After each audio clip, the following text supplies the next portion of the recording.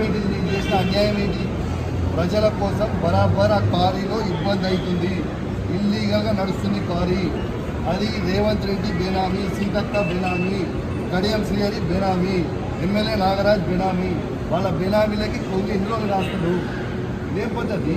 అసలు ఇదేం నాకు నోటీస్ ఇవ్వకుండా మీరు ఎట్లా అరెస్ట్ చేస్తారు? రేవంత్ రెడ్డి చెప్తే మీరు అరెస్ట్ చేస్తారా?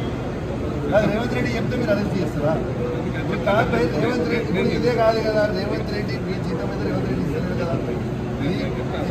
ఇదేం పద్ధతి? ఇది పద్ధతి కాదు కదా. ఇదేం పద్ధతి? ఇది పద్ధతి కాదు కదా. ఇది పూర్తిగా అన్యాయం. రేవంత్ రెడ్డి గారు పెట్టుకున్న అక్రమ కేసు ఇది. కమలాపూర్ మండలంలో గుండే గ్రామంలో ఇల్లీగల్ మైన్ నడుస్తూ ఉంది.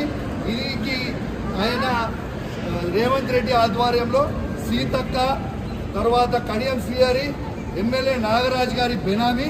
ఖచ్చితంగా నిలదీస్తాం, ఖచ్చితంగా అడుగుతూనే ఉంటాం, ఊపుకునే ప్రసక్తే లేదు. మీరు చేస్తున్న అన్యాయం.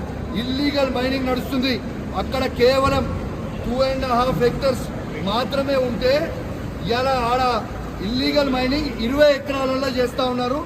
గుండేడ్ గ్రామ ప్రజలందరికీ కూడా చాలా ఇబ్బంది అవుతా ఉంది. గుండేడ్ గ్రామ ప్రజలు మొత్తం కూడా ఇబ్బంది పడుతూ ఉన్నారని చెప్పి కూడా ఈ సందర్భంగా తెలియజేస్తా ఉన్నాను. ఆ ప్రజలు ఇలా హెల్మెట్లు పెట్టుకొని మరి చేసే పరిస్థితిగా ఉంది. ఇలా ప్రజలందరూ కూడా గమనించాలి.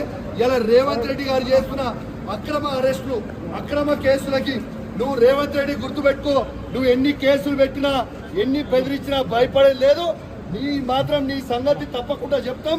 ఖచ్చితంగా ప్రజలన్నా చెప్తాం, ఖచ్చితంగా చెప్పే ప్రయత్నం చేస్తాం. జై తెలంగాణ, జై కేసీఆర్.